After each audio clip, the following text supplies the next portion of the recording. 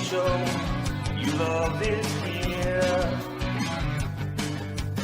So kick back and grab a beer. There's plenty of discussion, no agenda that we're pushing.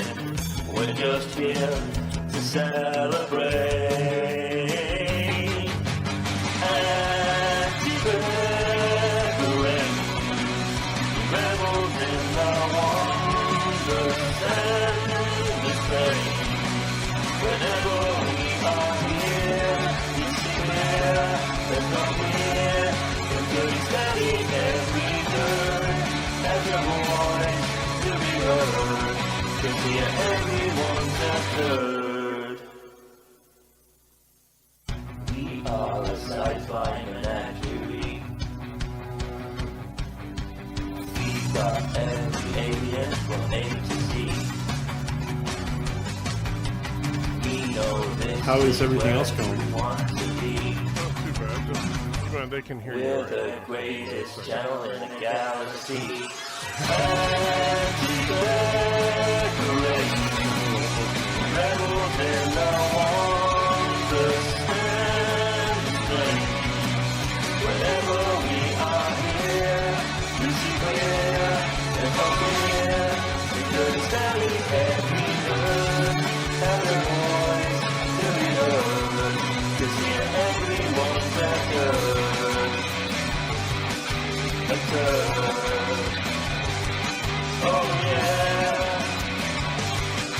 that's good. Hello world, this is Birdo Prey 5, and congratulations, you are lucky you're about to watch the most awesome live stream ever. Yes, my live streams suck, and in fact, embarrassment to the internet. Compared to this guy, I have not been feeling that well. Winter for me is terrible as always, with the nosebleeds, and then the bloody hard boogers. Anti-Tracker is better than me, and Kuroga is a sham. It's true I'm holding Averjam against his will, is rotting in Kuroga in prison. For daring to tell the truth, the jerk nobody tells the truth about me and gets away with it. Now off to my sheep house. Thank you, Birdo Prey 5, for that wonderful opening. And good to see you guys. Michael J. Crawford, the Anti-Tracker here. And as always on alternating Thursdays, I am with my good friend PJ from Orville Nation. And you just had a big celebration yesterday. So tell everybody about that. Hey, Michael, thanks. Yesterday we had the 5K stream. I've been putting it off for a while because it fluctuates. You know how it fluctuates? Oh, boy, do I know.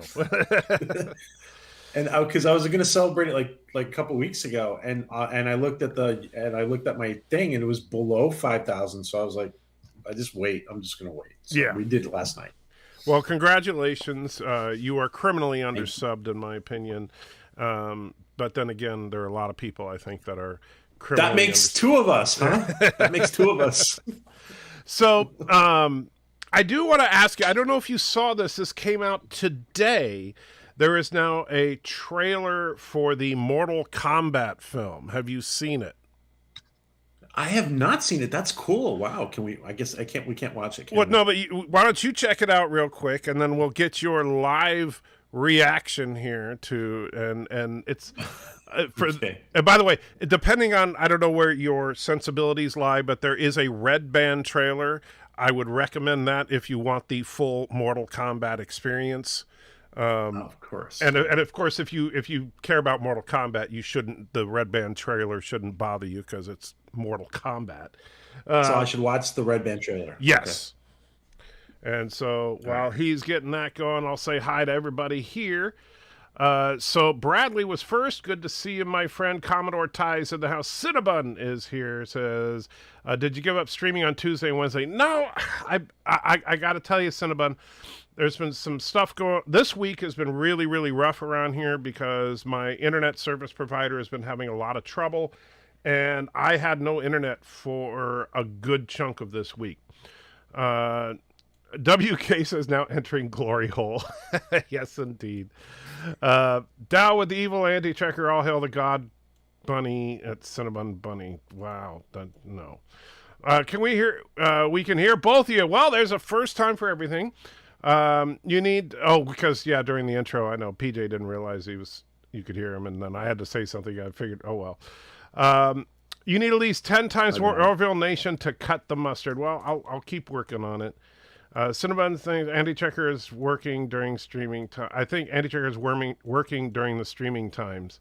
A lot of times, yes. My work schedule is, we'll just say, flexible. That's what my employer likes to call it.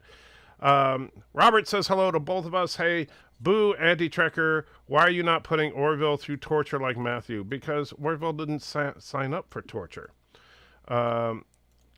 Commodore Ty posts his reaction to the Mortal Kombat trailer. We'll probably talk about it in a minute here.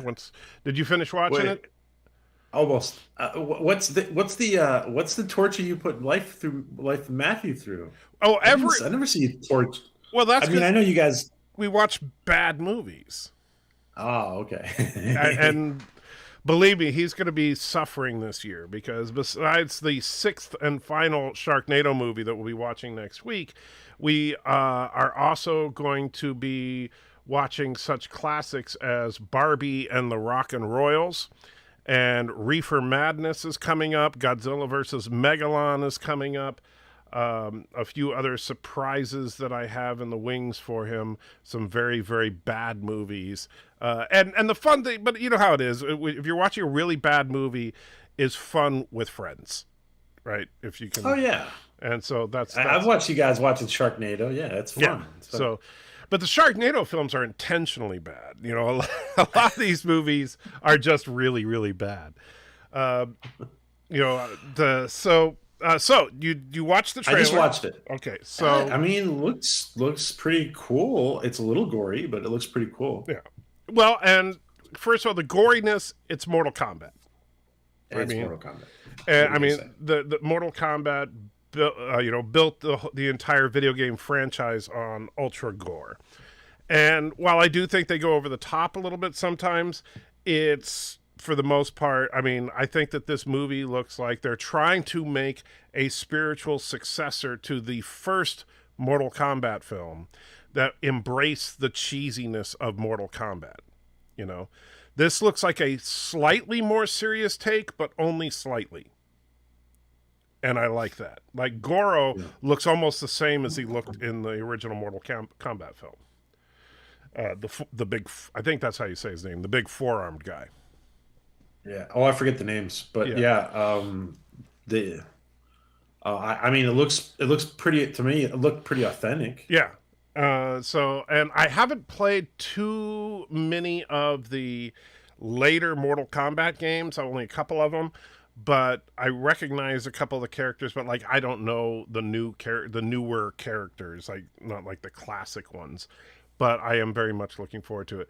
And I know some people think it's horrible, but I actually do enjoy Jeremy Jahns. And the reason I found out about this trailer is because Jeremy Jahns posted his reaction to the trailer. And one of the things he pointed out, and I think he's 100% right, notice that the main character in this trailer is this guy named Cole. And there is no character in the video game franchise named Cole. So Jeremy Jahns was like, yeah, he's going to die. Because he's not Liu Kang. He's not, Ray Dean. He's not any of the established characters. He's dead meat. That's the... What did you think about all the freezing blood? That I thought was actually really a cool manifestation of how Sub-Zero would fight. And the whole Sub-Zero Scorpion thing, they seem to really be playing up, which I like because those are my two favorite characters from the games. And so I'm always either playing as Sub-Zero. Well, there's three characters I play: Sub-Zero, Scorpion, and Ray Dean. And I suck at the game horribly, just so you guys know. But those are the characters I love to play. I just wish I could get those combo moves down, but I just don't have the hand-eye coordination to get that. All right, so Thomas found a VHS of Godzilla versus Mechagodzilla. Very cool, but no, I'm going to make the worst of the Godzilla films is Godzilla versus Megalon, and that's the one I'm going to make Matthew watch. Valor's in the house says, how's your back and knee been doing? Oh, Life _ with _ Matthew $1. Gosh darn you, Oh, I wanted hold to on a watch second. Barbie tonight. Anti-trucker. And I missed, well, just say it. So Life with Matthew donated $1, says, gosh darn you, I wanted to watch Barbie tonight. Sorry, Matthew, no Barbie tonight. So what were you starting to say? Didn't mean to. Can I just take can you give me a second to just give a shout out to Cinnabon Bunny? Absolutely. Because Cinnabon, I'm so sorry. I missed yours and not. I was a little overwhelmed last night, and I missed yours and not Ryan Johnson's super chats. So I apologize for that. And I wrote you a message on Twitter, a DM. But thank you so much for the support. I appreciate that, Cinnabon. And you know, the best way you can make up for it to PJ is honestly just give double the amount to me tonight, and PJ will be much happier. It's true. It's absolutely true.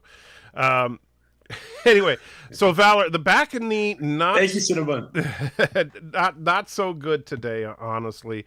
I was walking Auntie, and she pulled on the leash. And just so you guys know, here in Tennessee, we do not get snow often. And right now we have an inch of ice on the ground, and on top of that inch of ice, we have about 8 inches of snow. And Auntie pulled on the leash. I went down, and I'm hurting like an SOB right now. Fortunately, Joshua then walked Auntie for the rest of the day for me. But yeah, I've just been trying to recover from that. It took me a while to get back up, and but yeah, that was my day. Malphys loved Christopher Lambert as Raiden. I did too. I thought it was really bad, but it was funny. Raiden in this one, you only get a glimpse of him, but he looks like he's a little more true to form than Christopher Lambert. Critical Drinker also mentioned last night one of his books is in pre-production to be made into a Hollywood movie. Well, good for him. Then he shouldn't be doing YouTube if he's making Hollywood movies. What's he doing on here? And Commodore Ty says, oh yeah, I haven't watched your Resident Alien review yet because I have not checked out the show yet. So once I start checking out the show, I am going to check out your reviews on it. Ray Dean, who's that? Says Cinnabon. Really? And Darren is saying, I'm being blinded by your naked avarice tonight. Okay. And not sure why, but okay. And let's see. Anyway, so Bird of Prey 5 was napping all day, which is why he didn't live stream. Which just, that sounds like Bird of Prey. Nephew Prey must have them wiped out. Like when you have little kids, you just get wiped. Well, first of all, you know Nephew Prey isn't really his nephew, right? He's not. No, you didn't know. He's a clone. He's actually Birdo Prey. He's Birdo Prey 6. So Birdo Prey 5 is the 5th clone but it was a defective clone. He likes to talk about. And sorry, Darren, I'm not a walking thesaurus. Anyway, but Birdo Prey 1, we're not entirely sure when Birdo Prey 1 was alive.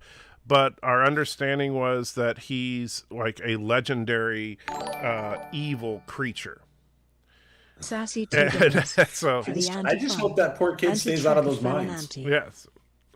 Well, since he's the heir to the Birdo Prey throne, I'm sure he'll be able to avoid the mines. And Sassy donated $2. Thank you so much for the anti-fund. Anti-Trekker fell on Auntie. I did not fall on Auntie. Auntie was a few feet away from me and just yanked on the leash, and I lost my footing and fell down. And I'll tell you honestly, even though my knee and my back are really hurting, the worst is my shoulder, because that's what I landed on, was my shoulder. And yeah, it took me quite a while to get back up, because with my knee the way it is and my back the way it is, I can't just if I'm like, I literally can't lie down on the floor and then get up. I have to have something I can pull up on. And so here I am in the middle of the street that's coated in ice and snow. And and Mrs. Anti-Trekker was there, but I didn't want to knock her down trying to get up, So when did this happen, Michael?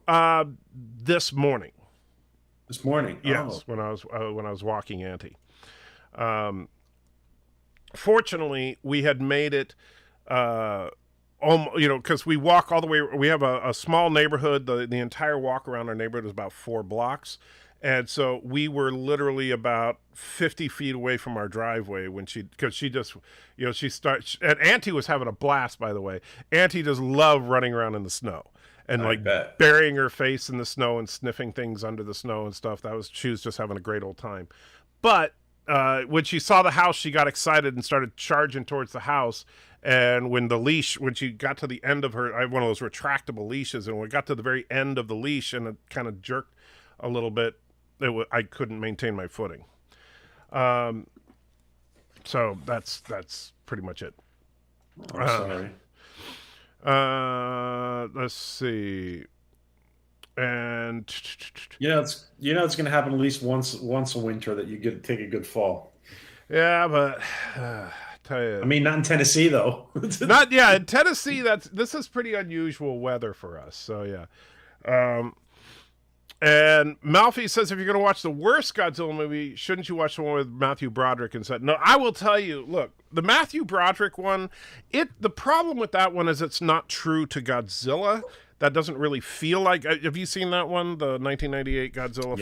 Yeah. I remember that. It just, if it's not the worst monster movie, it just doesn't feel like Godzilla, right? Because, the creature looks nothing like Godzilla and doesn't breathe atomic breath or any of that stuff. And so that kind of sucked. But as far as it being a bad movie, it's not really a bad movie. It's just not a good Godzilla movie. However, Godzilla versus Megalon is a horribly bad movie. It's like there's nothing good about that movie. And so... yeah. And Thomas says, Auntie ignores Thomas even when Thomas ats him. I didn't mean to. I don't see where I'm, missed one where you did. Because the only one I see that you put at Auntie Checker on it says, I found a VHS Godzilla versus Mechagodzilla, and I commented on that one. So I'm not ignoring you, Thomas. I promise. And Auntie is more powerful than Auntie Trekker, confirmed, says Birdo Prey 5. Uh-huh. This coming from the guy that can't get out of bed. I mean, at least I managed to walk around the neighborhood. Jeez. And let's see. Can I say something? Yes. Speaking about Bird, Bird was on with us yesterday, and I wanted to say I told Bird because I've been thinking a lot lately about who's really motivated a lot of us to get going with the channels. And I thanked Bird yesterday because I thought he was very inspirational to a lot of us as far as YouTubing. And I also, there's other people I can mention, but I want to also mention you, Auntie Trekker, that I think watching you was very inspirational to me. So I want to say thank you for that. And I think you inspire a lot of us in the community along with Bird. Well, I don't know about that, but I mean, I guess I show you that even a senile old man can do it. So, so then you can too. Oh, shut up and take a compliment.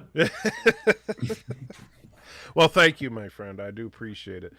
And honestly, and I've said this about Bird. I will, I will kid Bird about the whole Kuroga thing until the day I die, which the way I feel right now could be any day now. But but honestly, Joe is a great guy. And and he is truly, I mean, it would be so easy given what he's gone through in the last decade to just sit there and complain about it. And he doesn't, and so. I gotta say, he's the most positive guy in our community, to be honest. Or at least one of them. So yeah, that's something I really appreciate about him. And John DeMarco says, Auntie inspires us to get used to getting ignored in the chat. Why do you say that? I don't ignore you guys. I genuinely don't. Even though I have PJ on with me, I'm reading most of the stuff here, and not even just the stuff that has my name in it. So, Geez. Oh, is this the John you were talking about backstage that you didn't want to hear from? Shh, you weren't. That wasn't supposed to be. I'm just kidding, John. And Tom says, "All hail President Joshua." Yeah, Joshua is going to get.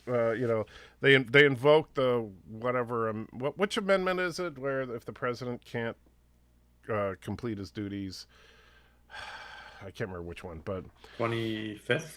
is it? Yeah, I think you're right. I think it's 25th. And Thomas says that's traitor talk. What? What's traitor talk? What did I do? Wait, see. By the way, I was just kidding, John. He didn't say anything like that. Oh, don't worry. Now I'm going to hear it for. You know what? I'll tell you one thing that I started working on today, when I had a few minutes to do some writing, is a video that's gonna be titled "Why I Hate Star Trek First Contact," because people won't leave me alone about the fact that I said I hated Star Trek First Contact years ago, and so now everybody just constantly wants to remind me that I said that, because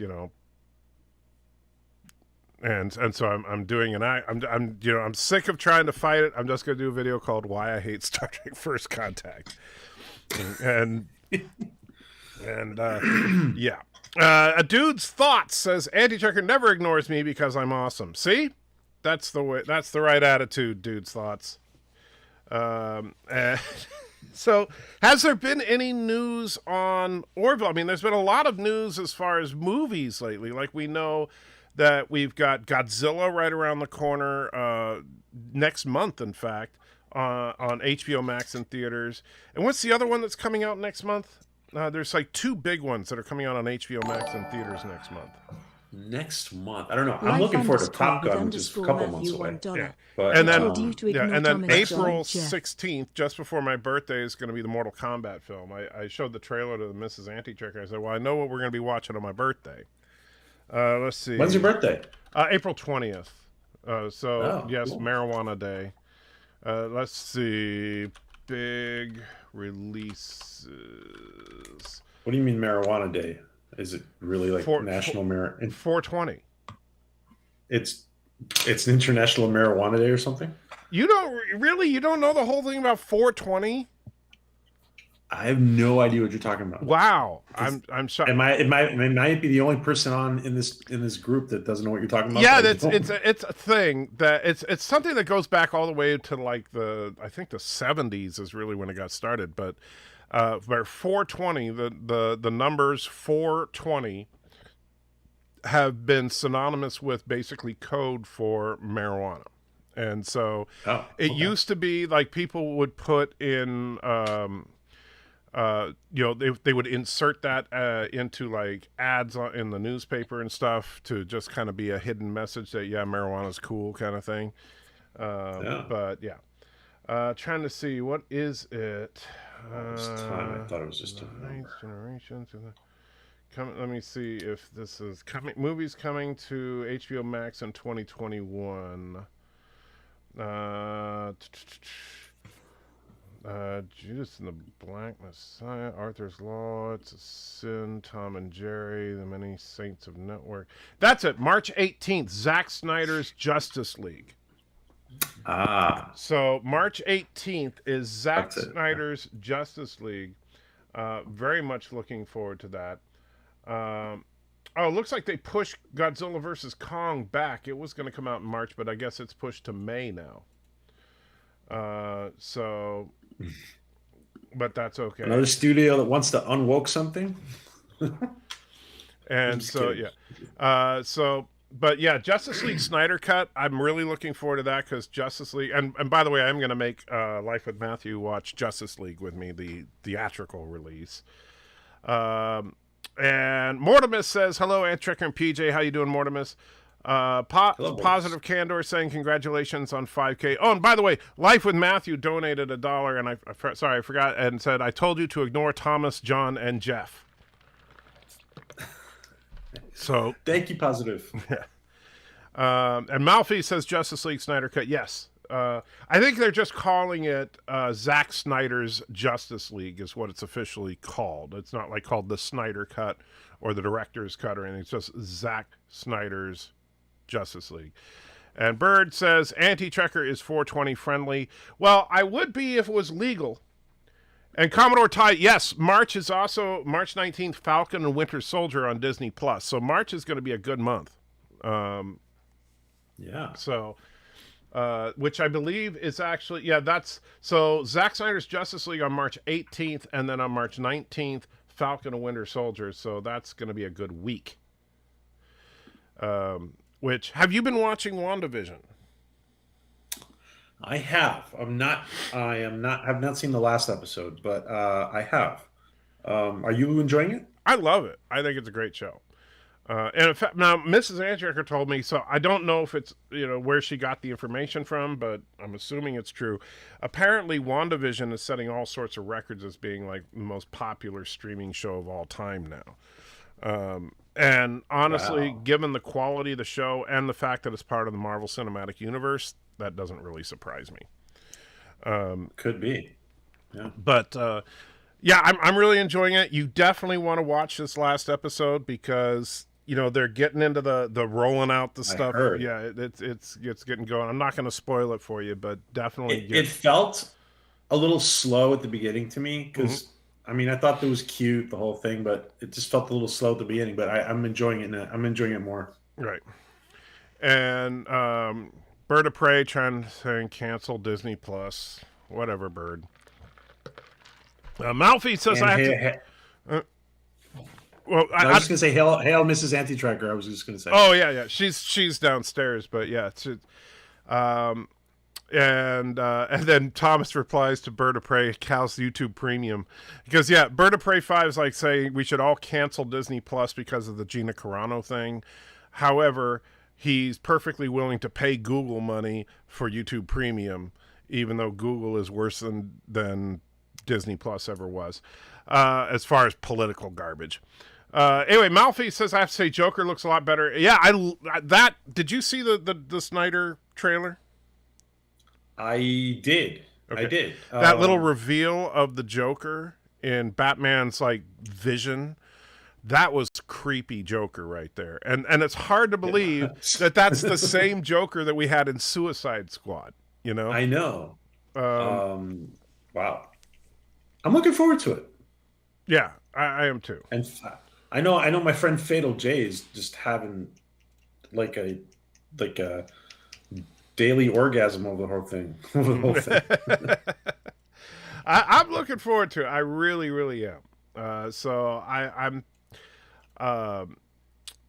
think that this could be, if it's as good as honestly the trailer looked, this could be the movie that saves the DCEU.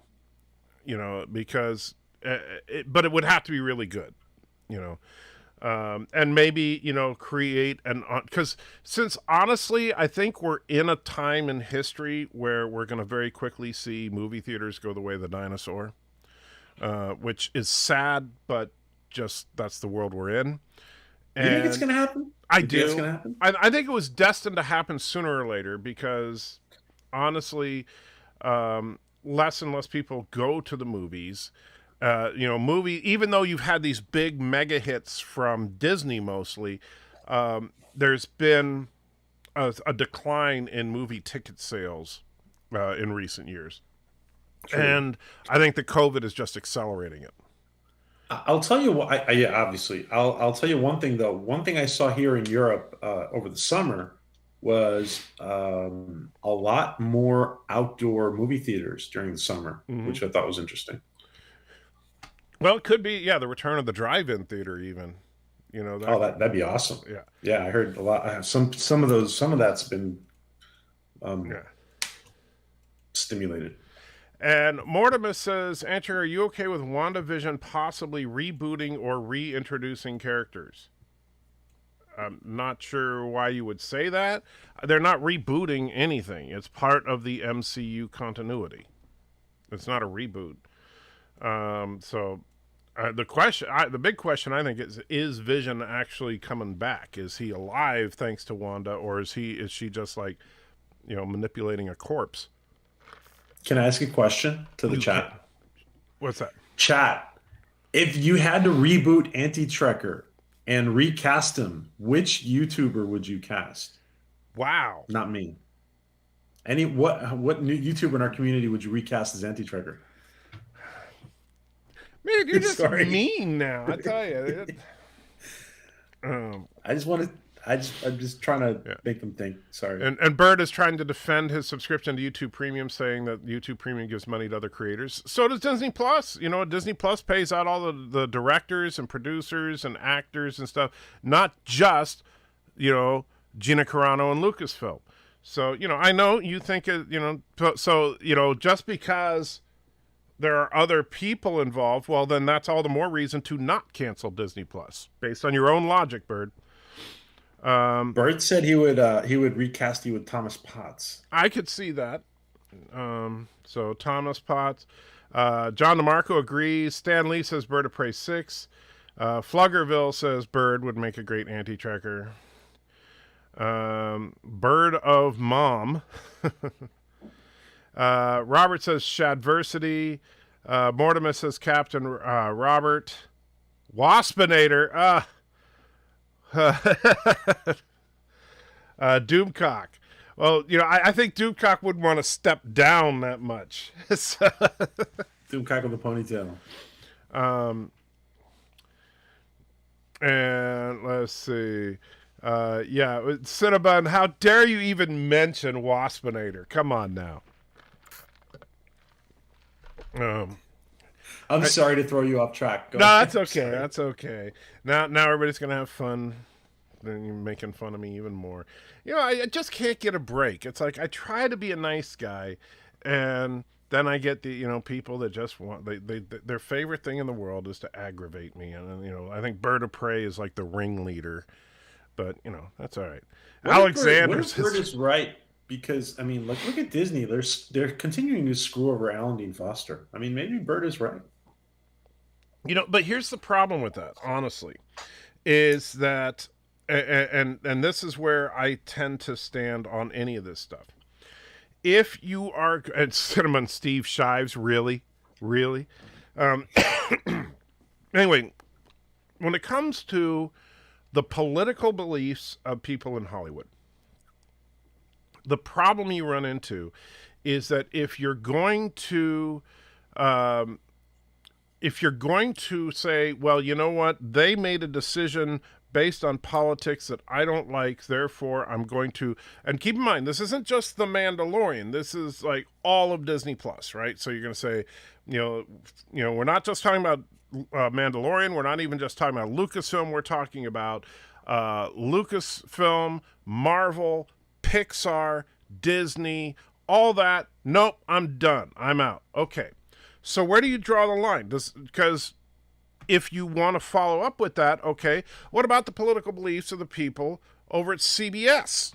Because let's be real, Alex Kurtzman, not exactly a friendly guy when it comes to people that don't appreciate politically driven entertainment, right?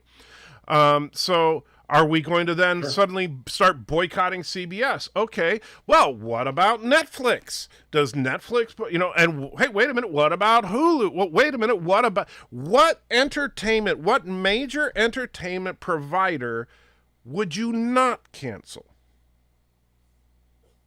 I'd probably cancel CBS before anybody, though, to be honest. Well, exactly. If I was going to do anybody because of politics, it would be CBS. But you're right. You're right. You're right. So that's why I'm not jumping on the bandwagon, because I get it. I don't like the fact that Gina Carano kind of got dissed by Disney. Granted, she did not get fired. That was an exaggeration, but she did get dissed by that PR person. And I don't like it any more than anybody else does. I want to see Cara Dune come back. We may never see that, but I'm not going to not watch Marvel because of a dumbass decision that Lucasfilm made.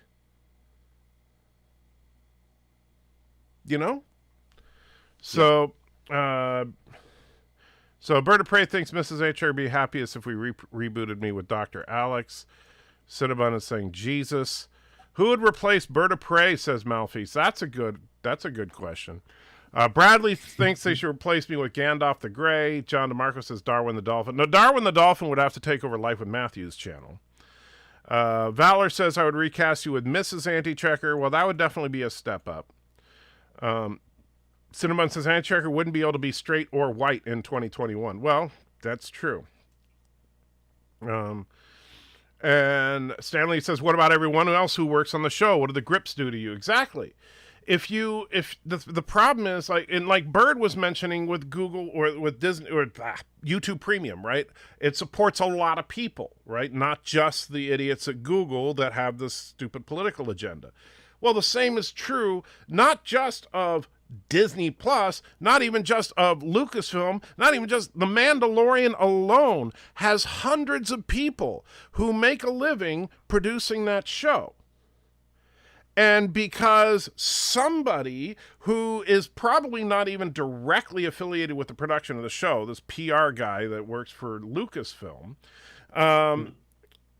says something really as a dick about Gina Carano. I'm not going to say that what he said was nice. Now all of a sudden you're saying, nope, screw them all.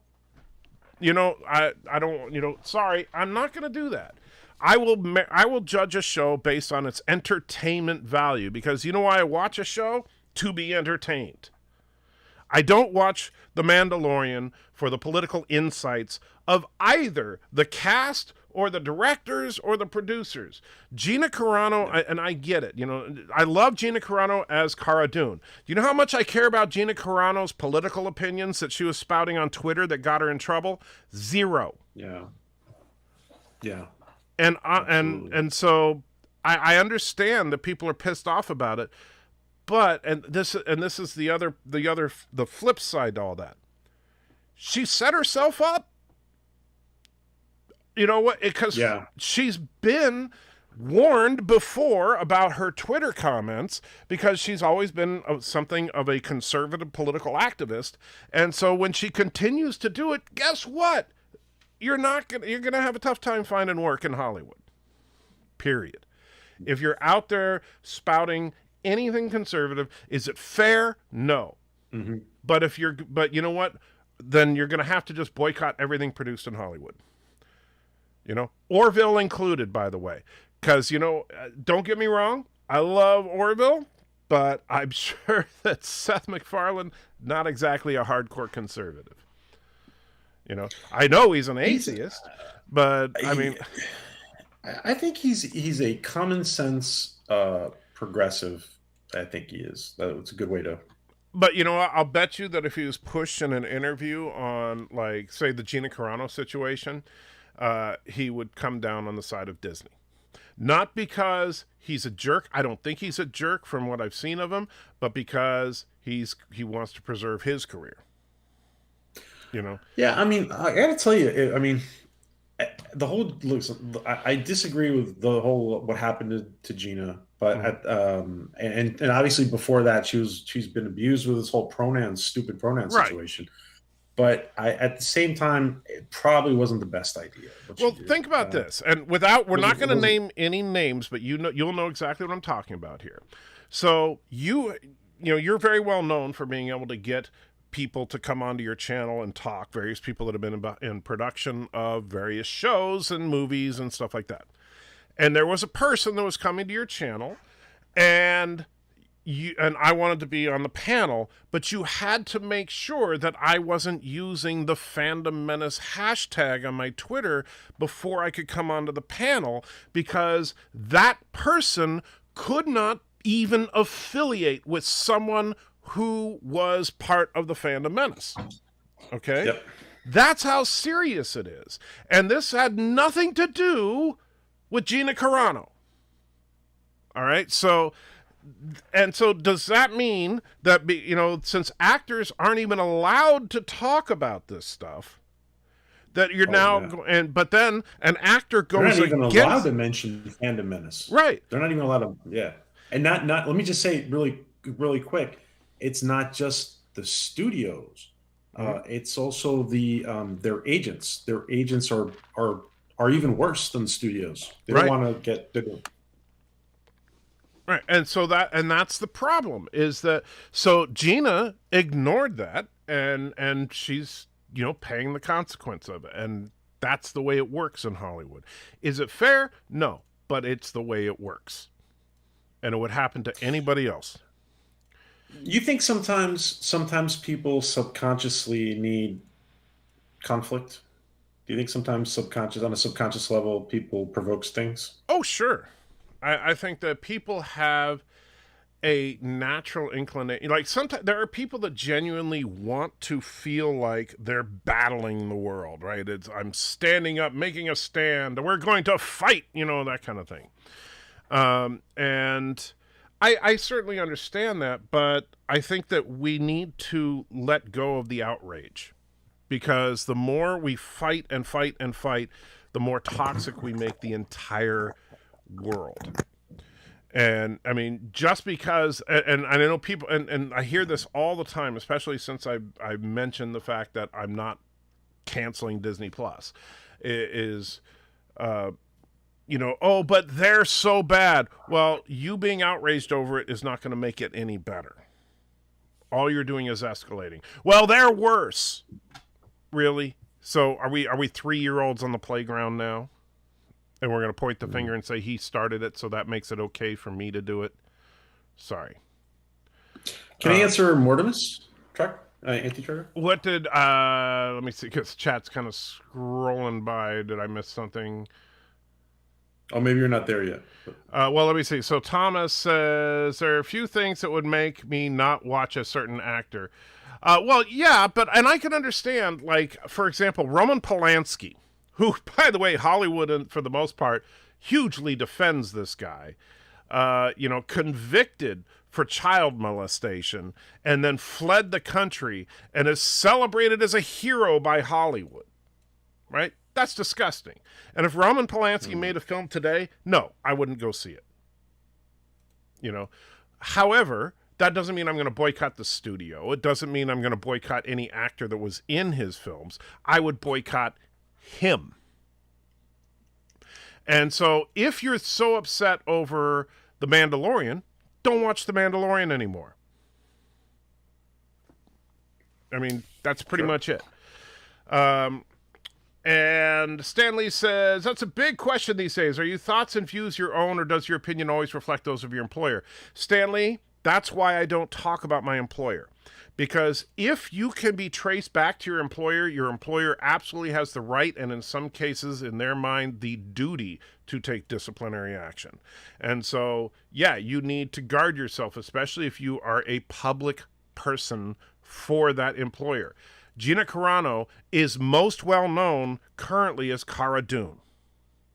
And so, listen, guys, I don't want you guys, I really don't want you guys picking on Anti-Trucker, because everybody knows that he works as a masseur in a Mocklin bathhouse. It's his choice, guys. It's his choice. I told you I don't talk about my employer, and I will say that Latchcombe scars are a bitch, but that's a whole other thing. There are no happy endings in. Ouch. That's nice. Sorry. Mortimus, the question to you says, Orville Nation, have you ever explained how you decided on your channel name? So there you go. I just, I wanted to, and I'm actually thinking about putting, all right. I'm actually thinking about to answer the short answer to the question. I'm actually thinking about putting together, because I used to teach a lot. I'm thinking about putting together just a little course on how I did my YouTube channel. And the reason I did Nation was because I wanted, I see like a lot of people who are just, their YouTube channel is their personality. And I really need to be second place on my YouTube channel. I don't have like Anti-Trucker's big ego, so I didn't want to. I just wanted the idea of community. That's very few people have an ego the size of mine. That's just a fact. So community is the answer. I just wanted a community type, a name that inspires community. So. And Alex asks, do you think that Isaac will receive an evil doppelganger like the lore to his data? No, because honestly, Isaac is like the only good one. So his entire race is his evil doppelganger. Can I give a theory? Sure. I bet we will, because I bet that the biologicals were already spacefaring before they got exterminated. And there are Kalan biologicals, the people who created the Kalan, out there somewhere, And we're gonna and see I them. bet some colony of the Kalon biologicals was getting along better with their AIs, and I bet there are other people like Isaac. That would be that could be interesting. So that's not a bad one. Other robots like Isaac. Yeah. He's not an android, is he, Anti-Trevor? He's not an android, right? He's a robot. You know, I know that the definition of the two is kind of blurred. An android, I believe, is supposed to be like pretty much humanoid. A robot can take any shape. Yeah, he's supposed to be like he's not human enough, right? To be Let's an android. see. Yeah, the difference between android and robot is purely superficial. Androids being made to look like humans. So, Joe underscore Biden and Joe $1. Biden, thank you. Where is Orville Nation? I can't find it on the map. So I'll ask President Harris, but she is busy getting support to ban Trump from Arlington National Cemetery because that is more important than a stimulus check. Hail Kuroga number 22. all right, so real quick, so Joe Biden, first of all, he wants number 22. So let me go to the super chats real quick. And put that on for a second so you can see the lovely face of Life with Matthew slowly coming into focus. And don't fool yourself, it's not Ryan Johnson. That is Life with Matthew. And so, how do we get back to there? All right, so Is Life with Matthew also not Ryan Johnson? No. I said it's not Ryan Johnson because the face is actually Ryan Johnson's face, but but Life with Matthew looks a lot like Ryan Johnson. I don't know if you've ever noticed that, but it's kind of creepy. But Joe Biden says, "Where is Orville Nation? I can't find it on the map." So where is Orville Nation? Very funny. I like that. That's good. And Bird says, "But what about Tell all that joke to Seth?" Yeah. What about all the innocent people who make money working on the guy's movie? Well, you know what? I gotta say there are certain lines, but I'm not going to hold. If you're going to hold a consistent standard, if you're going to discontinue streaming Disney Plus because of the choice they made for one actor on one show, then you should discontinue every streaming service you currently subscribe to. That's my opinion on it. Robert says, "Didn't you cancel Netflix because of cuties?" I did. And I said there are certain lines I won't cross. And, cuties cross that line. I have not seen that movie because I have no interest in seeing it. But I'll tell you this. Strangely enough, I have not seen it, so I don't know what I'm talking about. Strangely enough, I've seen a lot of women in Europe support that movie because they think it's like liberating. I don't know. It's strange. But honestly, that movie, I'm surprised. Did you see it? I watched as much of it as I could stomach. And honestly, I'm surprised that it's even legal. Really? It's that bad?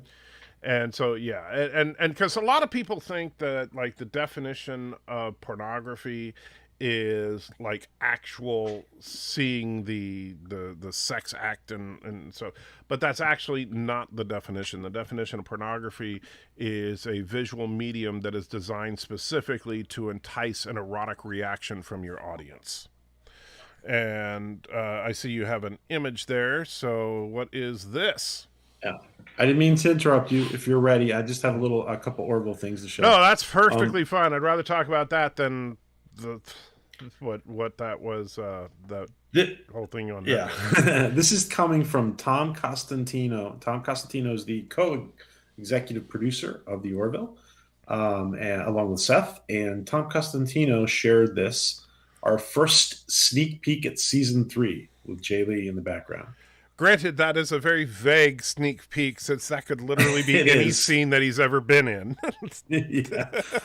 But you know what? He's trying to give us a little piece. And that's the thing. I'm really excited about it, but it's like, you know what I want to hear from them? Release date. That's what I want to hear. More than I think we have a trailer. I think my gut feeling, I have no idea. My gut feeling is we're going to get a trailer in March. I'll be good with that. But the nice thing is this year is shaping up to be a good year despite the craziness, because with the HBO Yeah. Max thing, Disney Plus is finally coming into their own as far as getting some of these shows going. I think that it's going to be a good year. And Orville will be on Disney Plus, guys. Oh, but no, you can't watch Disney Plus. No, not at Bird's house. And by the way, you should also, Bird, you should be canceling your subscription to Hulu, of course, because that's just an extended version of Disney Plus. You do realize that, right? That money's going to Disney. So you should discontinue. You need to ESPN. Got to get rid of that if you have ESPN. So no ESPN, no Hulu, no Disney Plus. Yeah. We'll see if you're going to do that. Breaking news, Bird of Prey 5 is head of the Beagle conspiracy. That I believe. That I absolutely believe. Thomas says, I know the truth, Matthew. He is Harry Potter grown up. That is actually true. Malfi says, favorite android is Crichton from Red Dwarf. He has some funny moments. I just couldn't get into Red Dwarf. I tried, and I don't know, maybe it's just because it's a little too British for me. And so now Bert is saying, well, Disney doesn't 100% own Hulu. Oh, okay. So it has to be 100%. Or what percentage does matter? I mean, can I? Yeah. Oh, sorry. No, go ahead. Can I just say this to Stan Lee? He says, "How is Adrian Palicki and Gordon? I was in Gordon and Scott Grimes getting along? It seems like it was pretty mutual. They're very professional. It seems like they're getting along. It seems like they ended up being just good friends, and they just realized that they couldn't be together. That's what it seems. Right. I really don't want to comment on personal lives, but right. Just to answer that question. Yeah. And Bird's 66, although when I looked it up real quick, it says 67% owned by Disney, 33% owned by Comcast. And so, so you're okay with them being the majority and therefore being able to call all the shots and make all the decisions as long as they don't own 100%. Whatever, Bird. That makes no sense. But hey, but again, I don't want. This isn't just about knocking Disney or whatever. If you want to, I don't care if you want to watch Hulu, Bird. But if you want to be consistent about it, you should unsubscribe to everything. Because you're not going to be able to, you can't get rid of all the politics of all these companies. It's just not going to happen. So you should just give up on entertainment. Me, if I find it entertaining, I'm going to watch it. If I don't find it entertaining, I'm not going to watch it, which is why I'm looking forward to Orville season 3 with bated breath. And, I really couldn't care less about what's on ABC because I haven't watched network television in quite a while. Let me ask the chat a question. How many of you would stick with Anti-Trekker if you could only watch Anti-Trekker behind a paywall? Who would stick with Anti-Trekker? Wow, nobody. Raise your hand. Raise your hand. Oh, they would. I think some would. If it was affordable. If it was like $3.99 a month to watch Anti-Trekker. Yeah, but just to watch me, I don't know I don't think anybody would pay for that. I wish they would, but no. Thomas says, without spoilers, what do you think of The Expanse? I haven't finished the newest season of The Expanse because during our annual fast, we don't watch much secular television, and The Expanse counts. However, the first few episodes of the season I've loved, and I can't wait to finish it after this Friday. And so, let's see. So Stan Lee says no. Robert says no. But Thomas already gives me money because Thomas is awesome. Cinnabon says no. And so, yeah, I don't think anybody's going to follow me behind a paywall. I think they would, actually. Yeah. Mortimus already supports me. Yeah. So, I know you already support me, which thank you. But I don't, and Valor says Viv would make you. Well, that's because Viv is the best. But that's actually, I think, a better question. Would you stick with YouTube if YouTube was a paywall? That's a good question. You know, and honestly, I don't think a lot of people would. And speaking of which, $3. dreamers out there, Hope thank you're you well, so my much. friend. Just went through 50 hours with no power in Austin TX in 7-degree Fahrenheit weather. Now no clean water and no food. Snow and ice on roads. Hashtag Abbott fail Texas. Hashtag Cancun Chris. Wow, that's a mess. All right, so I know you couldn't hear it, but so Dreamers Out There put in a $3 donation and says that now Dreamers Out There is in Texas, which I didn't know that until this, but went through 50 hours with no power in Austin, 7-degree weather, no clean water, no food, snow and ice on the road, and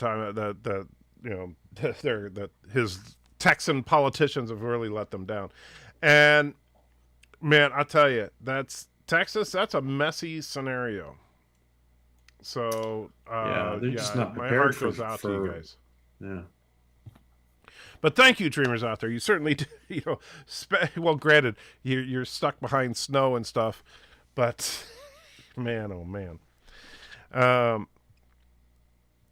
So let's see, and I, you know what, I don't know how to say that properly. It looks like Galadorn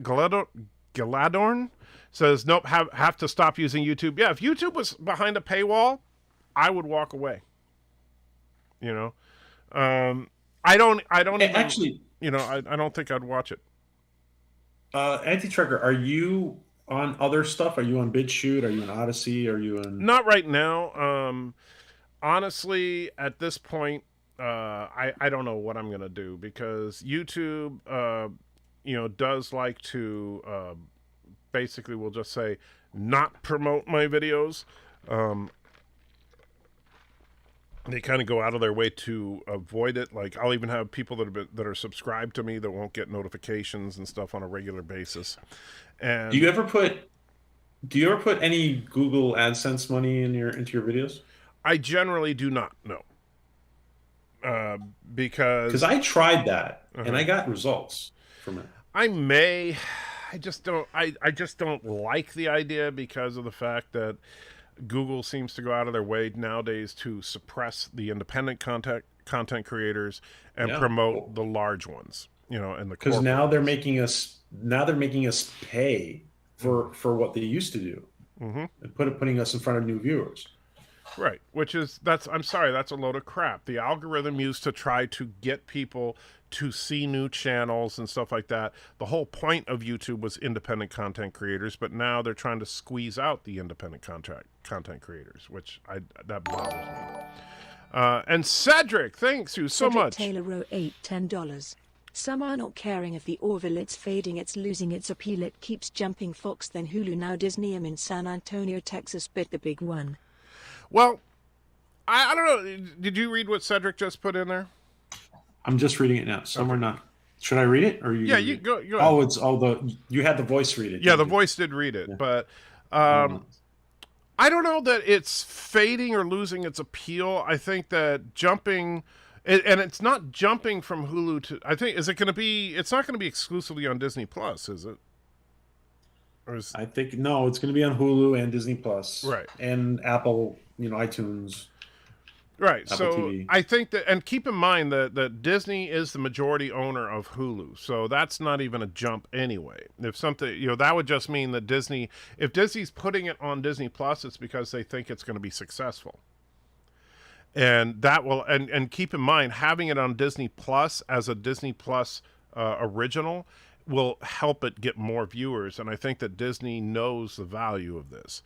Like I said, WandaVision doing incredibly well. And so I really think that that it's actually a sign of confidence from Disney, because the Disney Plus platform is kind of their exclusive content. Hulu is more generic. Exactly. Yeah. Stay safe, Cedric, in San Antonio. Stay warm. And let's see. Dude's Thought says, I would only pay if Antitracker wears that bunny costume. I don't even know where it is. So I'll try to remember. Is it like a DJ? Is it like a DJ? Yeah, it's the exact same costume. Well, better than any of the other options for exposure. From YouTube. YouTube is good for exposure. It is, but and honestly, I just wish there was a better alternative out there. But there just isn't. I mean, BitChute is there, but really it's a pain to work with, and you can't monetize it. And there's, I know that this Lighthouse project was supposed to get off the ground. So far, I haven't seen it go anywhere yet. But I've been anxiously anticipating that one. I don't know what they're going there now. Yeah, it still says coming soon on their website. And I haven't heard anything as far as definitive. They were supposed to launch in December. And obviously, yeah, remember we were talking about that on one of our streams. Yeah, so I want to see Lighthouse come up, but as soon as there is a good, viable alternative to YouTube, I'd be more, what, Google, you want to push me off the platform? I'm perfectly fine with that. I'm waiting for that other platform to come up so that I can move. Malfi says, I know how they feel when they got hit by a bad hurricane a few years ago in Florida. We lost power for almost 2 weeks. Yeah. The difference, though, is that you get hit by a hurricane and you may lose power for an extended period of time, but you're not in sub-freezing temperatures. And that's what the bad thing about losing power, like if we lost power right now, we would be in a whole world of hurt. We lost power for like 4 or 5 hours when the storm first hit, but fortunately they got it back up before the snow started when it was still just ice. And we'll see what happens. No repost clips of talk show tube. It started as YouTube, not repost clips of talk show tube. Yeah, exactly. Let's see. What I'm reading is has Orville only on Disney Plus where Hulu isn't available outside of the USA. And what have you heard, Orville Nation? I heard something like that. Actually, the thing I'm sharing the article I'm sharing right now talks a little bit about it. There we go, Brent. If I can, it has. Do you want me to go through the points here? That's actually a pretty good article. We can go through it quickly if you want. So everything we know about the Orville, this is on CBR.com. It's a decent article. I mean, it doesn't say too much new from what we talk about on our streams, like with in our community bird. Right. But the 10, it's the 10 things we know about the Orville. It's been delayed. Yeah, we already know it's been delayed. So it doesn't really say anything. Looking, it says here the latter half of 2021. I'm thinking summer, beginning of summer, but we'll see. It's moving to Hulu. That's old news. It's moving to Hulu. Let me just move a little bit further ahead because it does say something about Disney Plus. Here it goes. It's coming to Disney Plus. It says here in this article, it's important to note that the Orville's initial re-networking was prompted by Disney's acquisitions of 21st Century Fox. This is particularly fortuitous for the show now that it has Disney's deep pockets to fund the series' expansion. Part of this expansion happens to be making the Orville more readily available to Disney viewers in the international market. So this is exactly what Bird is saying. Yeah, outside Disney Plus, outside the U.S. That's what it looks like. Which makes sense, and that is a vote of confidence from Disney. So, and should I just read through the other points? Sure. Anti-Trucker.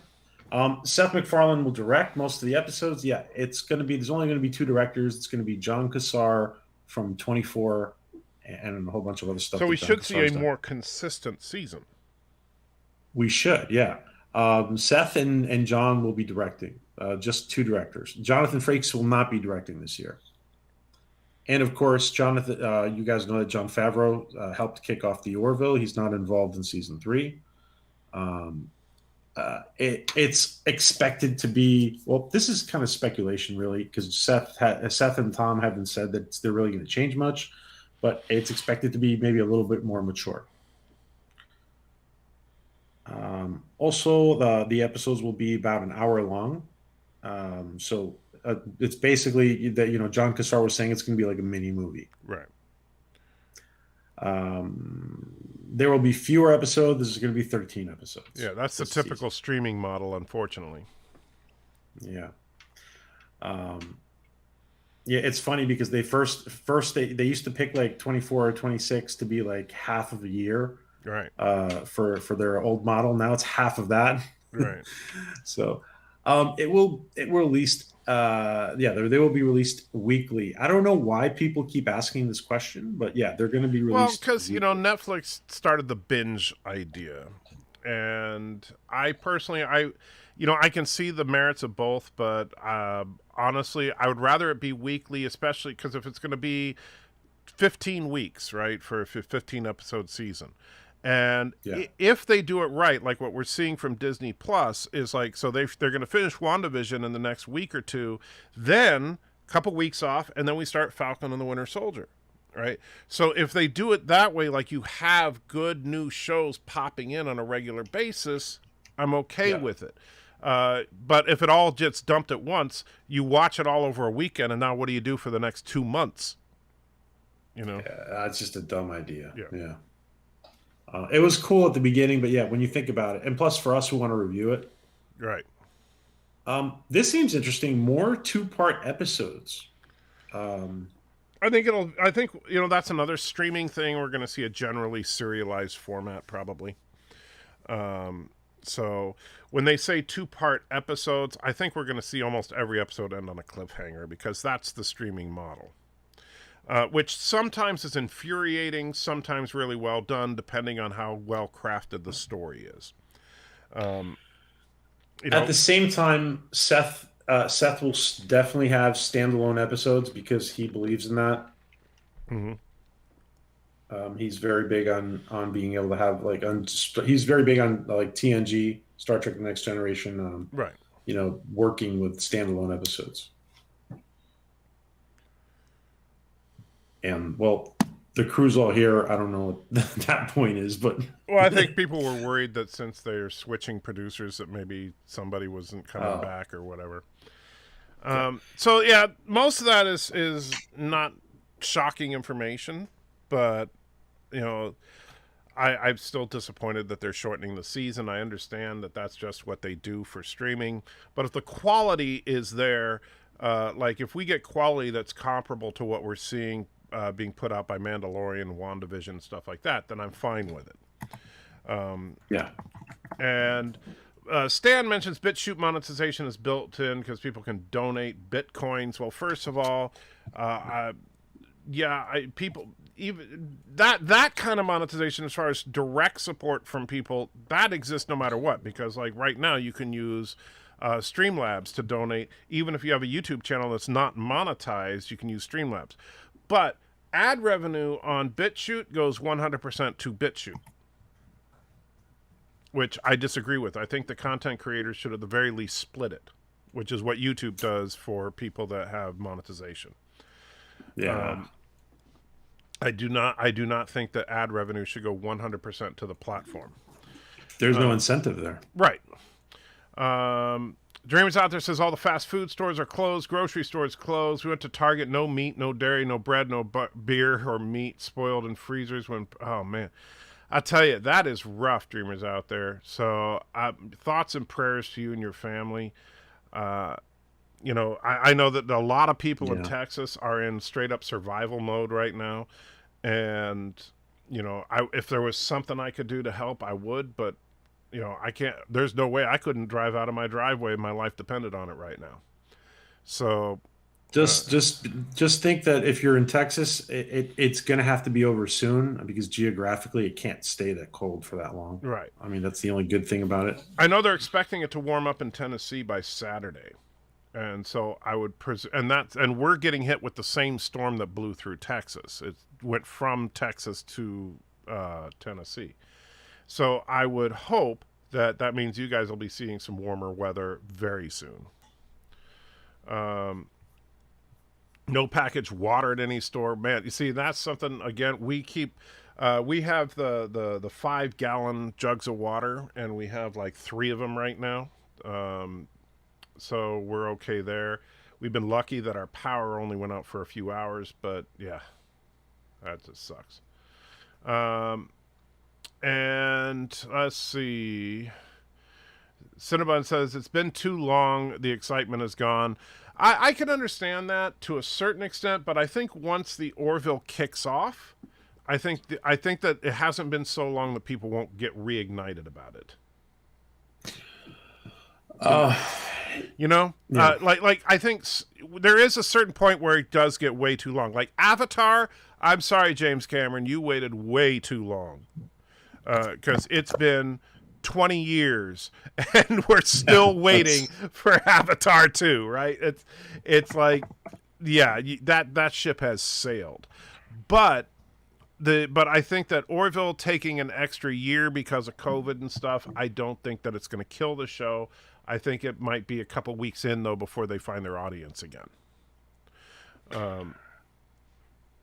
I think when people see season 3 and like the article was talking about Disney money, imagine like this is Disney. If Disney starts to view the Orville as their own Trek and really put more funding behind it, we could see a whole universe expand. And that's why I say, like, if WandaVision, if it's true what they're saying, that WandaVision is the most popular streaming service or streaming show of all time, well, that's a perfect setup then.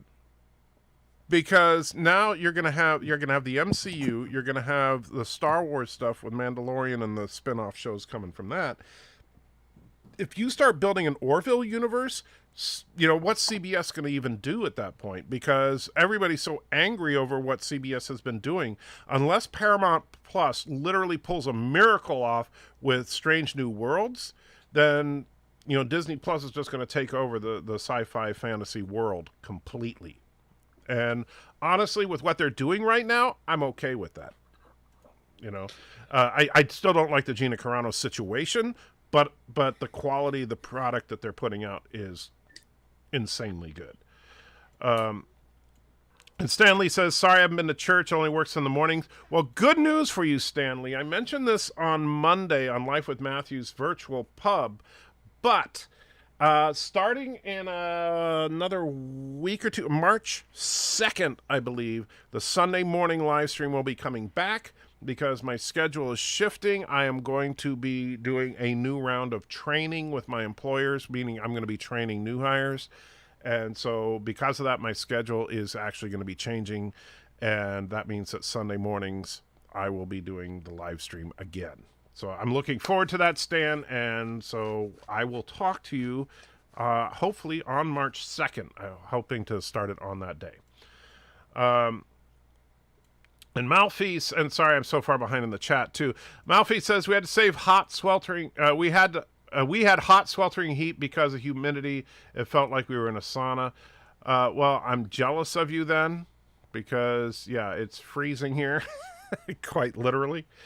Todd says I don't like it all at once. Last season Expanse, I barely remember what happened. Yeah, I prefer the week to week. I understand, you know, binging can be fun, but I think it's better on a week-to-week format. Stanley says, can always do the binge, we can always do the binge watch on the second. I'm sorry, I'm not letting you read. No, that's okay. That's okay. You're my guest of honor tonight. I'm just trying to catch up a little bit.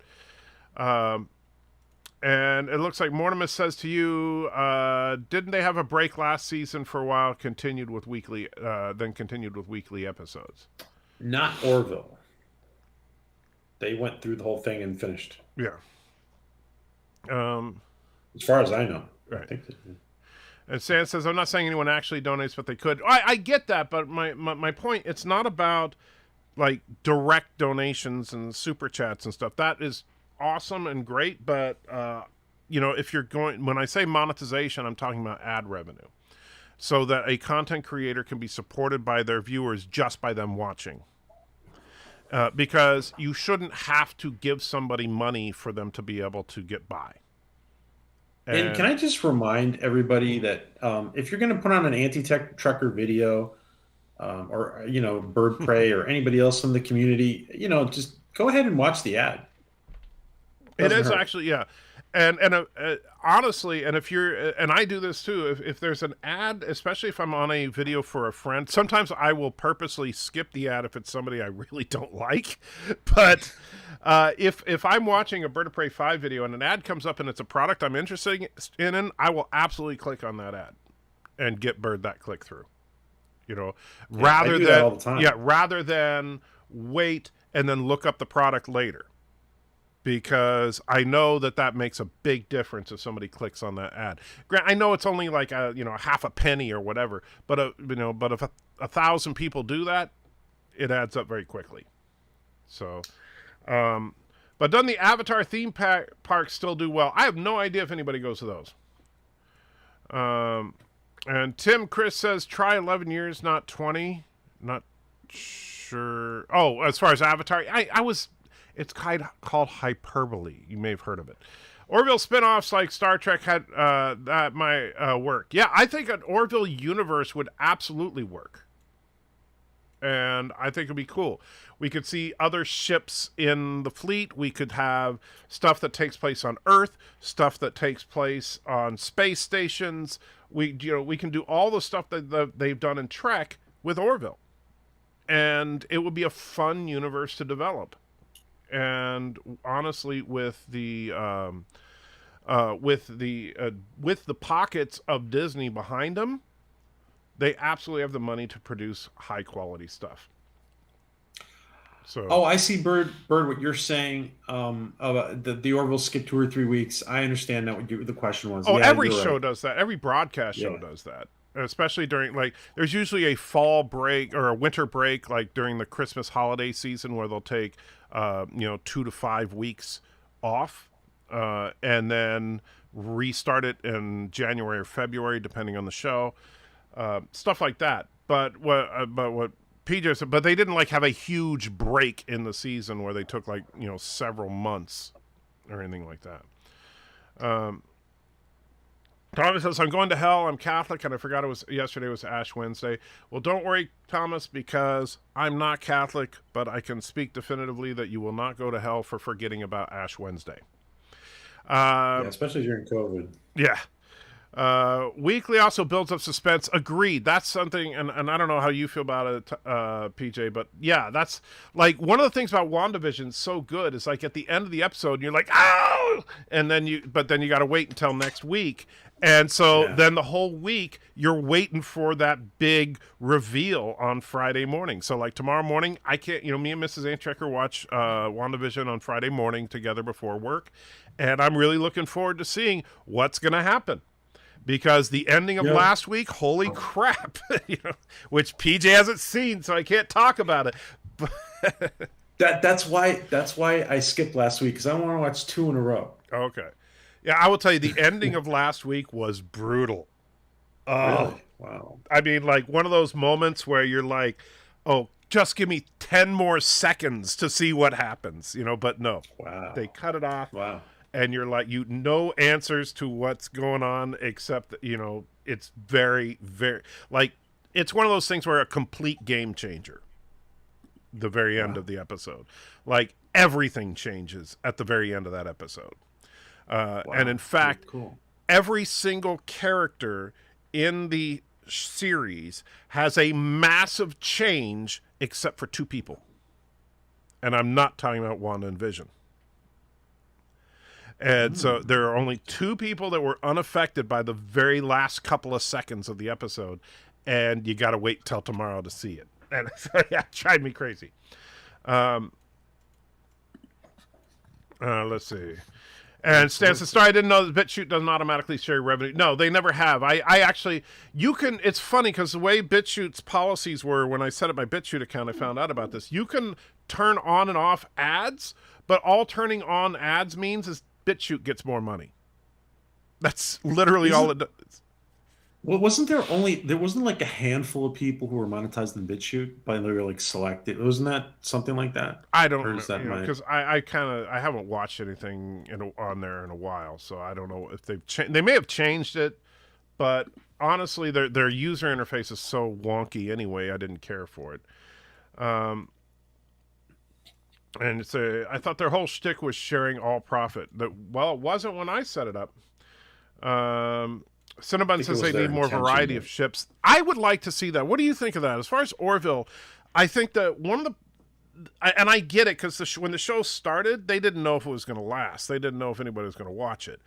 But it seems like every Union ship looks like the Orville, just different size. Like the big ones are just like the Orville. The little ones are just like the Orville. They're just the same basic design. Some have 2 or 3 bands on the back, and some only have 1. But it's the same design. You're right. I actually think we're going to see more variants in the future. But you're right. It does seem very. It's like Star Trek was definitely a little bit more diverse in that sense. Right. Well, not the original series. Keep in mind, because in the original series, every starship was a Constitution class. But but by the time we got to TNG, there were at least 3 major classes that we would see, and the Galaxy class, the Excelsior class, and the Miranda class don't look anything like each other. So, yeah, I would like to see. I mean, I understand, like, there's a design aesthetic that's Federation, saucer, warp nacelles. Aravik sold $1. And thank you. Aravik puts in $1 just to give me $1. And man, you are too kind, my friend. I appreciate it. But yeah, I think that I would like to see the design team. I know that we talked to one of the visual effects guys, and I know he didn't, we couldn't ask him any direct questions, but that was something I was dying to ask. Are we going to see some truly different looking ships, but still be Union ships, Yeah. Oh, I could tell there was so much you wanted to tell us. Yeah. and honestly, yeah, and I also, I'll say this. I think that, and I'm hoping this is something that changes with the Disney pockets behind them. I think the weakest point of the Orville for me is ship design. The Union ships are nice looking, even though they all look the same. But the Krill ships look kind of wonky. I thought that the Kalon ships were interesting, but then after you see them for like 2 minutes, you're like, really? This is all you got? But I think that the ship design has been the weakest part of the show. And I would like to see some serious investment in that. Did you think, to me, it seems like the Krill ships are there's almost a little comical element there to their design. It seems like, like they're just kind of pretending, this is supposed to be a spaceship. It's like, to me, it seems, if I'm not recalling correctly, it seems like a little bit like the shape of the Krill head. It kind of does. Yeah, I can see that. And Stanley says, just please no shirtless fistfights with Seth MacFarlane and some alien. Well, that would be hilarious if they did do that. To have at least one shirtless fistfight. Joseph says, by this spring, it'll be 2 years that Orville has not been on the air. Such a long break can hurt the show's popularity. I agree, but I don't think it's going to kill it. I think we'll see, honestly, it may be the first couple of episodes will struggle, but then once the talk is out there, once people realize it's back, I think that they'll get sucked in. Especially, can I throw in a comment on that? Yeah. Go ahead. Finish what you were saying. Well, no, I was going to say, especially considering when we talked to the visual effects guy from the show, I mean, it sounds like everything on in this season has been amped up. And so if that's true, then it may find a whole new audience with that. And getting promoted by Disney on top of that. Now, there's a lot of followers to my channel who liked Discovery. And all of them, from what I understand, all or 99% of them are just completely off the wagon. Right? Like they had nothing to do with Discovery. They're upset at season 3, and I think that the fact that Star Trek is just in the dumps, combined with a really amazing season 3 of the Orville, I think Orville's going to blow up. To be honest, I think it's got a lot of potential too. I really do. And if they can get it going, I think that a lot of the Trekkies will migrate eventually. Some of them begrudgingly, but honestly, it's going to be hard not to, especially if Strange New Worlds is a bust. If Strange New Worlds comes out and it's You think it's going to happen? Huh? You think it's going to happen? Oh yeah, I mean, Strange New Worlds. Keep in mind, it's the first show greenlit by Viacom, not CBS, and so it's definitely going to happen. You know, whether the Section 31 show ever happens, we'll see. But Strange New Worlds, I think, is going to make or break Trek, at least for this generation. I think that if Strange New Worlds is good, Trek has a chance. If Strange New Worlds is tanks, it's not going to look good. But keep in mind, like we're another thing that's happening in March. CBS All Access is changing to Paramount Plus. They're trying to rebrand it because CBS is already a tainted name, and Viacom basically this when Strange New Worlds comes out, this will be the first thing produced under the new management, and so we'll see what the attitude is at that point. You know who I've mentioned this before, but like 2 weeks ago we were interviewing director Ron Murphy and executive producer Joe Malazzi, and they were both saying, let's do just let us do our own Trek series, and just don't mess with us, and we'll give us something amazing. Well, and that's the problem is I mean, I know so many people, myself included. If you got a few people I know on YouTube to be the writer's room for Star Trek, you could have an awesome show. But the problem is Joe Malazzi's dying to do a Trek show. Yeah. And let's see. That's why Game of Thrones worked. Everybody was talking all week. Yeah. I agree. I think that's why the weekly format works better. Arabic says, when are your streams live now? Sorry, I know your work schedule changes a lot. Honestly, this week I couldn't do my Tuesday stream because of the internet issues. Ask me again after I'm on my new schedule, because my new schedule starts after next week. So I'll have to settle into that schedule to really know for sure, but I'll be doing for sure Sunday morning. Monday night I'll be on the Virtual Pub on Life with Matthew's channel. And then on Friday I'm going to continue doing the Untitled show about nerdy stuff Friday evenings. Thursday I'll be still alternating between Orville Nation and Life with Matthew on Thursday night. But then as far as Tuesday, Wednesday, and Saturday, that'll all be up in the air. I'm not sure yet. We'll have to work with my new work schedule to see what will be best there. I keep telling Michael to stream from the Mocklin bathhouse. Just stream from work, but he won't do it. They have a strict no cameras policy. Oh, that's true. Yeah. That's true. Privacy. Yeah. That's just, you're wrong. Malfi says Avatar 2 is never going to get made, especially now. No, it's being made. Avatar, it's being made. Yeah, Avatar 2 and 3 and 4, I think, are all being made simultaneously, right? I didn't know there was a 4. Yeah. Really? I believe so. I think, I'd have to double check. I think at first, James Cameron was talking about a total of 5 of them, which it's like, dude, you really should have started production a long time ago. Tim says, in TNG, you see the Oberth more than the Miranda. I don't know how many. That'll be something when I get to TNG with my little short videos. We're going to have to start counting the different classes of ships, like how often you see a Miranda, an Excelsior, or an Oberth, and just we'll start a counter on it. And Stanley says, we know exactly who to talk to about ship design, right? Well, that would be Captain Foley. Robert says, just how the hell are the Borg ships supposed to be able to achieve warp speeds without nacelles or line of sight? Because they don't use warp. They use transwarp. That's their excuse. It's almost going the other way. The long wait, the show must be better. I think the long wait will ultimately end up with a better polished show, but I do know that the wait is mostly because of COVID concerns. Commodore, good. Sure. Commodore Ty says, I hope I can be part of the nerdy show. Absolutely, Commodore Ty. You know what? I've been meaning. Do you have me on Twitter? If so, send me a message and I will get you an invite for this Friday's show.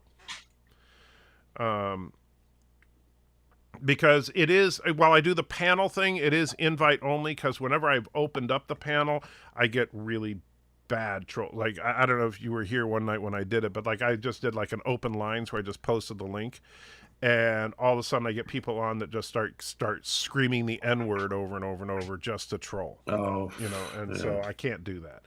Grow up, guys. You know, well, and obviously I don't think it's any of the people in this room right now. Oh, I know. It's not me. Yeah. But unfortunately it happens, and so you know, I'm looking you know, I have to do invitations only on Friday nights. But Commodore Ty, yes, you will absolutely be on the invite list if you if you have me on Twitter. Send me a direct message, and I'll put you on the list. I don't know if we missed this or I missed it and you answered it. Stanley, yeah, there's definitely real intricate models being used of the Orville Yes. on the Orville. They absolutely, yeah. The physical models they use are phenomenal. They do use digital models as well. And I'm actually doing a video on that soon from something that that the companion from an article that the companion did. So I'm going to be doing a video on that. Oh, cool. And yeah, I think that honestly, I like physical models better. And I even like some of the limitations of them. Because even though, like, for example, the gag in the first episode of the Orville, it was funny. It was genuinely funny, the hug the donkey thing. But it also illustrates part of the problem with modern visual effects. And that is making big ships too maneuverable. I think that the way that the Orville was zooming around the Krill ship, it was a little too fast, a little too nimble. And Yeah. go ahead. It's interesting you say that because I've heard this debate a lot before. In space, because there's no resistance to an atmosphere, why would the size of the ship matter for maneuverability as much as it would inside an atmosphere? Well, you still have to deal with inertia, right? So, for example, on the ocean, you have very much less resistance than say on land. But you don't see, like, if you have a speedboat, it can take off like a bat out of you-know-what, while a big old cruise ship accelerates extremely slowly. And it's not because, you could put massive engines on that thing, but it's still, you're fighting the inertia of accelerating that much mass. You would need so much engine power that you're never going to see a cruise ship just take off like crazy like that. And honestly, when I see a show or a movie like Star Trek II, where the Enterprise has to pull away from the Reliant, and you see it's just like painfully slowly trying to turn around and get away, that's, to me, feels more real. It makes the Enterprise feel like it has a lot of mass behind it, as opposed to if it does a quick barrel roll and zips off, it's like, this isn't an X-Wing. And so it's really just maneuvering that big amount of mass. Now, a lot of people will argue, and it's a perfectly legitimate argument, that in universe, first of all, you can argue that, okay, the reason the crew doesn't get squished against the inside of the ship is because of inertial dampeners, fun-filled sci-fi made-up technology to try and make it so people don't get squished every time the ship accelerates. And then you can also argue that, well, 300 years from now or whenever, that they've developed thrusters that have much more thrust than anything we have today. And that's true. You can absolutely make that point in universe, and it works great. But it still, to me, just from an artistic view, makes the ship feel smaller. And so a big ship, it's just like for example, one thing I love about the new Godzilla movies is Godzilla isn't super duper fast. Right? And so if you've seen the Godzilla versus Kong trailer, Kong is like going back and then he's going to throw his punch, and it's a very slow, very deliberate, because the mass of his arm is so huge that it takes a ridiculous amount of effort to accelerate it forward.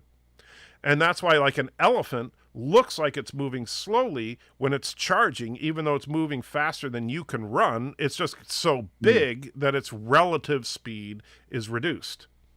Mm-hmm. That's a good point. And so if you make something move super nimble and it's supposed to be gigantic, it looks fake. And so That's a good point. yeah. Alex says, were you disappointed that you only saw human Borg drones? I can't recall any assimilated Klingons, Vulcans, Ferengi. We did see assimilated Klingons in Voyager, but Especially in the Unimatrix. yeah, but not particularly. No, I mean that never bothered me. I think that they would use humanoids because that's what their ship design, their general ship design, is works best with bipedals. Tim says, "Hey, I didn't troll you." Yeah, right. Make sure you ban Thomas from the Nerdy Show. Never going to happen, Thomas. Commodore says, will do. Thank you. Trying to catch up again. Stanley says, well, I'm sure that some of the special effects embellishments, but something about physical models just look better. I agree. And that's why I'm saying the limitations that are imposed by using a physical model make some of that motion much more real feeling. Like if you have a digital model, you can make the Enterprise do anything.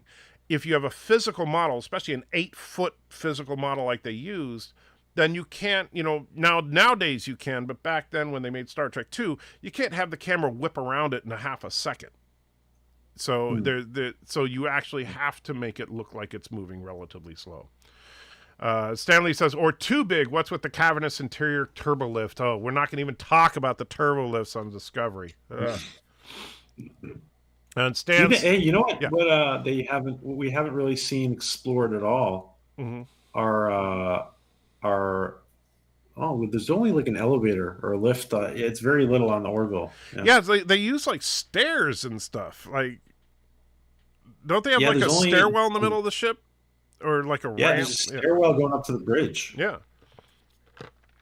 which actually makes more sense because if you have an elevator and the power goes out, you're screwed.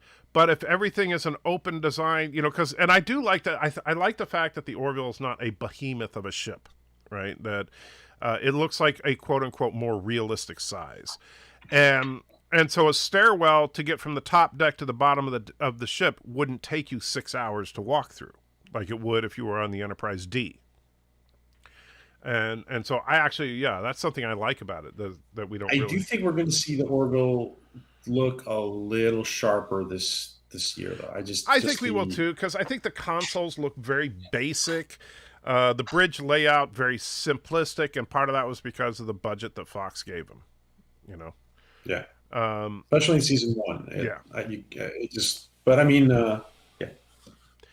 And Stanley says that's why Expanse is great. They do the full burn for the top half of the trip, then flip over and burn the opposite way to slow back down. Yeah, and that's actually some very, very realistic space travel.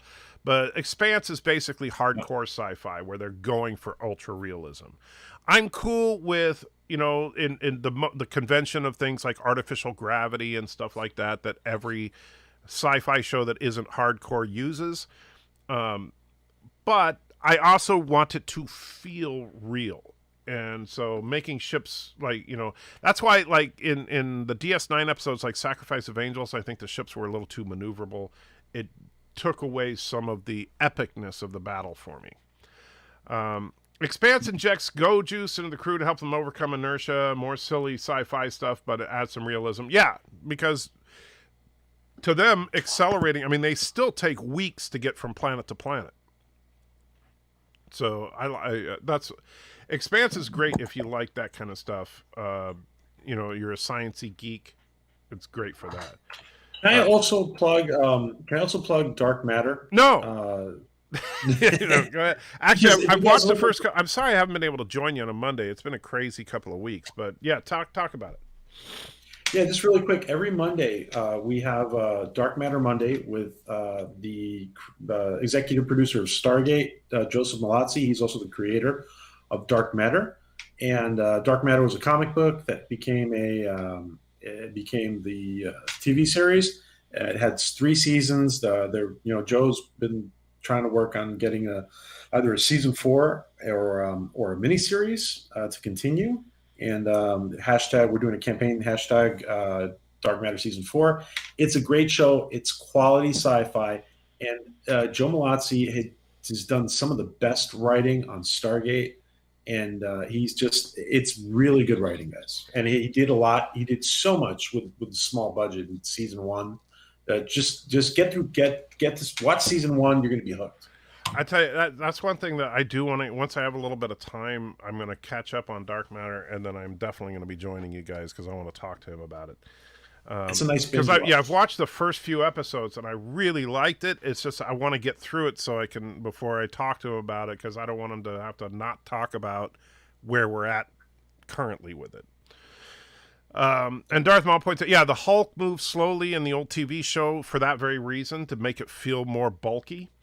And that works. And Bradley says, I wish warp in Star Trek was a bit more realistic, slowly increase and decrease warp speed instead of just going straight into high warp and stopping on a dime. Well, that's a TNG issue primarily, because if you look at from the TOS era, going to warp, and in fact, they even made a big deal out of it in Star Trek: The Motion Picture. You had to accelerate to warp 1. As opposed to in the TNG era, and then of course in the J.J. Abrams films, the ship will just be sitting there and then it's gone, and it's like, seriously? Now I get it, the way that now they did do that a little bit in the TOS films, like when the Enterprise had to escape from the explosion in Star Trek II, and they were slowly moving away. Then they finally get the warp drive and they kick it in and they kind of jump out. But if you understand how warp drive works, that is okay to a point, but just going from a dead stop to max warp makes no sense, because the way that warp drive is supposed to work is it bends space, so it basically massively accelerates your existing movement. It doesn't make you move. But what don't you think? I don't know. It seems to me like it's conducive to kind of really quickly going to a higher warp speed, instead of a gradual acceleration. Well, that's why, like in TOS, because notice we never really see in TOS the ship accelerating from the exterior. They didn't have the visual effects in the 60s to do that. But like they'd be at warp 3, and Kirk would say, go to warp 6, and then you'd hear that. Yeah. And as they were accelerating, it was not an instantaneous thing. Yeah, but I think it was the mentality of the 60s too. Right. Well, they wanted to give that feeling that this was a powerful ship, and powerful things take a minute to warm up, and that was kind of the idea there. And I think in TNG, they were going for that more 80s vibe of instant gratification, and that's kind of where, we get this, you're just cruising along and then all of a sudden, and then they took it to the ultimate extreme in Star Trek 2009, where warp drive just at that point became hyperspace. I mean, it really, it's visually they're pretty much the same thing. You're dead stop, and then you're moving faster than light, then you're dead stop again. Yeah. Oh, you just this whole thing, anti-trucker, about warp speed just being obsolete because now we can personally beam each other wherever we want. Yeah, that's the trans warp beaming that they came up with in the JJ films. Yeah, don't even get me started on that. By the way, I have something to share whenever you're ready. Oh, okay. I saw that picture there, but I didn't know for sure you wanted to show that. So who is that? No, it's not porn. Yeah. This is the new crew member of the Orville. Oh, okay. Winters. And it's funny because the pictures she's been posting lately, she looks like younger and younger in every picture. So she's been posting, and I'm trying to find a picture that was posted. I'm not sure. Maybe it was not on her Instagram. Somebody posted a picture of her like on set in California in Santa Clarita. Is she playing a human character? Yeah. It seems so. Where it's not really been. It's not really been spelled out. Okay. I don't think. But she's got good taste in motorcycles, so I'll give her that much. Yeah, the name of her character is Charlie Burke, and all right. What's with Hollywood giving men names? Listen, I swear to God, I think they've done it to just to offset Michael Burnham. If they do, that would be hilarious. But Charlie, what? Charlie Burke. Yeah, And Michael apparently she's Burnham, got, Charlie Burke. Okay, yeah, yeah, yeah. I like that And side. she's gonna be on the bridge, and I'm looking here for something that was posted about her, but it must not be on her Instagram. Must be on somebody else's Instagram because I could not find it. But anyway, this is her, and she's going to be on the bridge with with Gordon. She's apparently, it seems like she's going to be the navigator, Okay. and it's going to be interesting because she's going to have she's going to have this, hopefully this really cool. You know, a lot of people were talking about the dynamics between Lamar and Gordon Yeah. on the bridge, and then he went down to engineering. So, what kind of dynamics are going to be happening between Charlie Burke and Gordon? What do you guys think? Like, is he going to be lusting after her because she's obviously attractive, or is it going to be a case where, like, maybe it starts that way, but then develops a respect kind of thing? Yeah, I think that could be, depending on what they do. I mean, the nice thing about the Orville is it's such a it's a tightly written show, so I have full faith that her character is going to be interesting. They have yet to bring in a character that wasn't interesting at some level, and Yeah. so And actually, I'm just looking at this picture right now, and this looks like a trailer. This looks like a studio trailer. yeah, it probably is. Yeah. And that's what I was focusing on these papers. Is this a script? Where'd it go? Is this a script?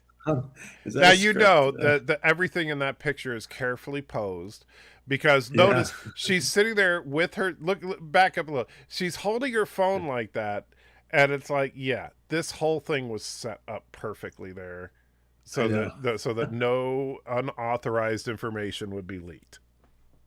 Yeah. So I mean, like, look at the blacked out window. Come on, they blacked out the window. Oh, did they black it out? Did they? Oh, they blow. You mean I know what you're Yeah. saying? Yeah. Okay. So they wouldn't do Yeah. that unless there was something on the other side of that window that they didn't want you to see. Like, could have been. She's wearing some shit kicker boots, though. Yeah. I'll tell you that. Anyway, this is this is the new member of the crew. I'm looking forward to it. Hopefully, Yeah. she'll be a fun character. I'm sure she will be. And Thomas says, yeah, TOS also had a warp speed counter that counted that went up as they increased speed. Yeah, you felt like the ship was accelerating and decelerating, as opposed to you hit a button to go to warp 9, and you're just at warp 9. What was the name of that Han Solo knockoff who appeared in one early season episode of TNG? I'm not sure. Han Solo knockoff. Yeah, I'm not sure who you're talking about. I'll tell you that the Han Solo knockoff is number. Well, it's the Star of called- Solo, a Star Wars story, I think. But I was going to say the hot Star Wars, the hot Han Solo is 2 on Dark Matter. There you go. Oh, So yeah, check yeah. that I know out. what you're talking about. Yeah. Yeah. So do they So just she's keep got their a very Han numbers? They Solo don't. feel. Do they just keep calling each other by their number? They do for a while. Yeah. Okay. Powerful things take a while to warm up. Sounds like love advice from Anti-Checker. That's right. So all good things. TNG's final episode. Since the Enterprise D went to Warp 13, does that mean they all turned into salamanders? Yes. They did, in fact, all turn. That's unfortunately the lost episode. Was going to be the episode after All Good Things was All Bad Things, where the entire ship is now populated by salamanders, and then they quickly die because they can't breathe an oxygen atmosphere. Did you feel that? Did you feel that All Good Things was a good ending to TNG? I thought it was a decent ending. I didn't think it was the best, but I thought it was a decent ending. I liked the book ending of the Q trial. And I think that honestly it would have been better had there not been next gen movies, though. Because I think continuing from there in Generations, First Contact, etc., kind of cheapened it a bit. You didn't like First Contact? Oh boy. That's like I the liked most it. loaded question. I'm I know, actually I know. working I on know a what you're going to say, by the way. well, there's several things that I do not like about First Contact. I've written 4 pages of the script for my I Hate First Contact video. And honestly, the problem is that First Contact is not a badly made movie. I wouldn't say that by any stretch. However, it's in no way, shape, or form consistent with its source material. And the biggest problem with that is the fact that it was written by Ronald D. Moore and Brennan Braga, who worked on TNG for the bulk of the run of TNG. So what's the argument? Why is it not consistent? Well, you'll have to see my video when it comes out. I'm not going to spoil it all here. Yes. However, I will tell you this.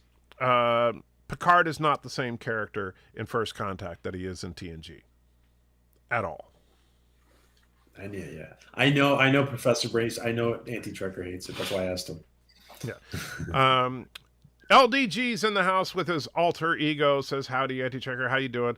Dreamers out there says, don't know if you're a Babylon 5 fan, but Babylon 5 got remastered in HD on HBO Max and 4:3, and the original CGI transferred from Film Masters to HD as well.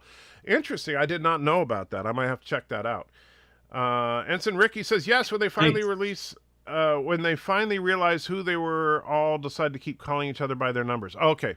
Yeah. Don't spoil it for me, Ensign Ricky, but I'm looking forward to it. Thanks, LDG and Professor and everybody, guys. Everybody who hung out last night, by the way. Thanks, guys. Arabic says, didn't they have to clear a system before going into high warp in TNG? They're very inconsistent about that. And it's funny because, it's like, it's funny because even in the, if you look at in Star Trek The Motion Picture, there's actually a log entry where Kirk is like, due to the extreme emergency, we're going to risk going to warp while still in the solar system. Fast forward to Star Trek 4, and they engage warp while in Earth's atmosphere. So, it's like, well, we got to be careful not to change the future. Oops, we destroyed the planet. It's those little things that it's just it's growing pains. Yes. And then of course Professor has to say, oh, I hate First Contact. Are you continuing to rewrite Discovery? I will. I'm currently got that sidelined, but I am going to get back to that because I think it's a worthwhile project. Is there a particular time that you want to see Mercer's crew visit? Is there a particular time period you would like to see Mercer's crew visit? Honestly, not particularly. I'm not a big fan of time travel. Who asked that? Anti-Trucker? Alex Lemons. Alex. If there's a particular time period I'd like to see the Mercer's crew go to. I'm not a big fan of time travel episodes because they're very difficult to write. They're very difficult to do well. And you can almost always make an argument that, hey, if you're doing time travel, there should be never a ticking clock because you're doing time travel. And so time literally doesn't matter. I think because of the involvement with the Priya episodes, I think we will have time travel. And I actually think they will come back to present Earth at some point, or close to. I could see them doing that, but I'm not saying I want them to. I'm not opposed to them doing it, as long as they do it well. Yeah. Babylon 5 remastered also on iTunes for $70. Well, I'll just watch it on HBO. You want to see my clip on Anti-Checker and First Contact, and there's Captain Trek. Yes, he wanted to make sure that everybody saw me say and actually thank you, because that will stop me from having to look it up for my video. So I'll just grab that link. And so that's the actual video. And let's see. So the Discovery rewrite in 2035, jerk. At TOS, they always went straight to warp drive in orbit. Yeah, they generally, you would, again, they didn't show the Enterprise accelerating to warp from the exterior. But yeah, you would typically have the Enterprise leaving a planet, and Kirk would say, warp factor 1, and then they'd fade to the credits, Babylon 5 remaster is out on standard def and HD on iTunes. Very cool. I will have to check that out. And because I did like Babylon 5, I do think that they if they're going to do a remaster, though, they should redo all the CG effects because they look horrible by today's standards. They look like a PlayStation 2 game. And you know, I get it. I mean, because the video toaster was in its infancy at the time. That's what they used for the visual effects, which the video toaster is still a viable product, by the way. It uses Lightwave 3D. I'm very familiar with it because I actually, I used Lightwave for years, and I love the program. It's very capable. But it's, you know, and by the way, that same software and hardware set up the video toasters, what they did for all the visual effects in the 2004 reboot of Battlestar Galactica. That's how far it came along in just that time period. But at the same time, I think they should redo it.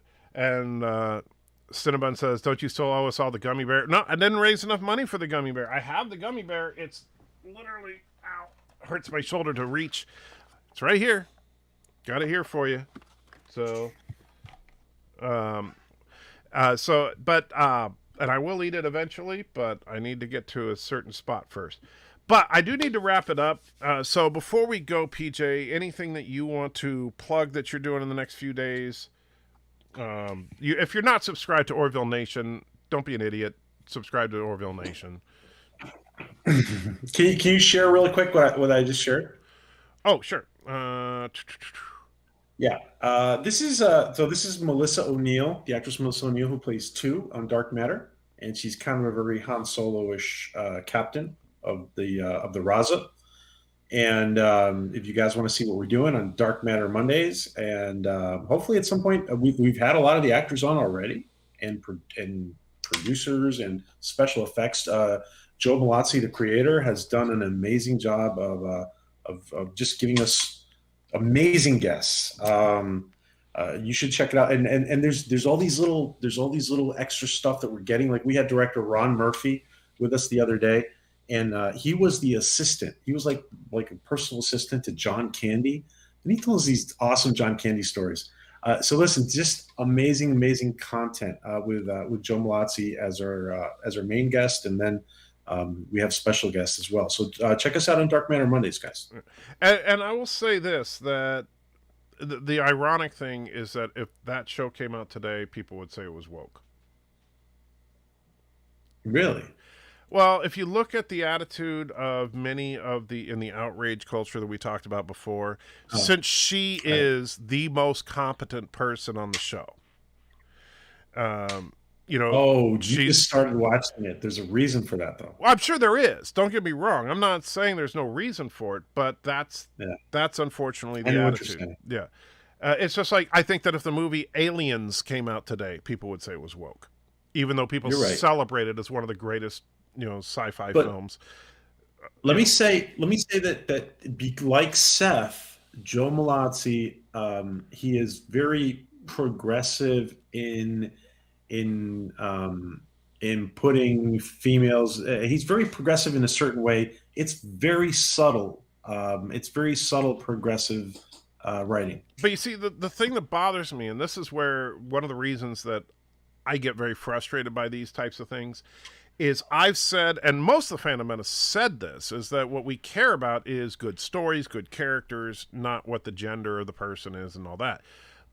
But that's not the reality of it, unfortunately. Is that that's why, like, some people think WandaVision is a woke show because, there aren't enough white men in strong roles. And it's like, well, there are only 2 white men in prominent roles in the show, but the show is awesome. And so if the show is awesome, shouldn't that be the only thing that matters? Yeah, you're absolutely right. Let me rephrase what I said. I shouldn't say, especially talking about Joe, I shouldn't say, and Seth as well, I shouldn't say it's really progressive. It's inclusive. That's the right word. Right. Their writing is very inclusive, and it's not a well, it's as long as it's not on the nose like Discovery, that doesn't bother me, right? And that's the problem. Like, Discovery wants to shove it in your face, as opposed to like her character. Don't get me wrong. I'm only like 4 episodes in. I like her character. I'm just saying that, unfortunately, in the modern outrage culture, people would get mad at the fact that, of course she has to be the one with the level head, the one that's the natural leader, that kind of thing. What episode are you on? Like I said, I finished the whole thing where they rescued the people on that one planet. Okay. What they were sent there to kill them. That one. Yeah, I know what you're saying. I think the reason Joe writes that, I think there's a lot of people in the sci-fi nerdy culture who think a strong woman who's written well can be very sexy. Right. Well, and I think that it's not even just about being sexy. I just want it to be an interesting character. Like that's why it makes me mad about what happened with Gina Carano, because I really like Cara Dune. Right? I do too. Yeah, Cara Dune is, if you're going to have a woman kick ass and take names, you cast someone that looks like they can kick ass and take names. And yes, Gilladorn, there were people out there who were suggesting that Cara Dune was a quote-unquote woke character when she was first introduced in The Mandalorian. And people that were saying, oh, look, we're just going to get all woke on Star Wars again because that episode featured not one but two strong women. And the problem is that that's not the point. If the characters are interesting, if the story is compelling, I do not care what the gender, race, etc. of the characters are. I don't care. Right. If the story sucks and the only thing the show has going for it is quote unquote diversity, that doesn't improve the show. Right. And that's the problem, is that I think that the race, gender of a character does not make the show good, but it also does not make the show bad. It's just a statistic. So that's my problem with the whole attitude about it. And that's why there are so many people that, and particularly that call themselves Fandom Menace, that are looking for this because that's their bread and butter. That's what they want. And I'm sorry, I'm not going to look for problems on a show like Dark Matter, where yes, she's a badass. And granted, I think that, I think Cara Dune is like the ultimate female badass right now, but I like her character. She's number 2, right? She's number 2. Yeah. That's just a whole other thing. I don't want to go down that road all over again. Anyway, Thank you for having me. It's always a pleasure. So 2 weeks from now, we'll still be doing this because on my new schedule, I'll still be off work on time for us to continue. And absolutely, Dark Matter Season 4, you see the hashtag there from Orville Nation. You should, if you haven't already, you should be subscribed to Orville Nation. And Mondays, one of these days, I'm going to join you. I just got to get through some more of this show.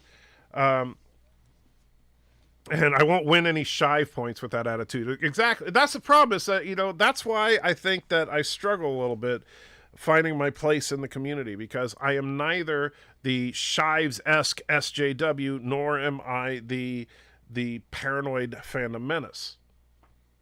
I'm just not on either of those extremes. And unfortunately, online, if you're not an extremist, you're just not that interesting. So I guess I'm just not that interesting. All right, guys. Oh, you are interesting. Good night. Have a wonderful evening, and we'll be back tomorrow night for the Untitled. Well, no, actually, won't be. Let me say this: won't be an Untitled show about nerdy stuff tomorrow night, because me and Mrs. Antichecker have something we have to go to. But if I'm able, I'm going to do actually a special live stream tomorrow morning. So can't guarantee it, but that's my plan. All right, so. Take care, everybody, and have a wonderful rest of your whatever this is for you in your various time zones. Yeah, guys. And, of course, there's no music, so they just get to hear us ramble on for a second as we wait to make sure that the stream is going to end properly.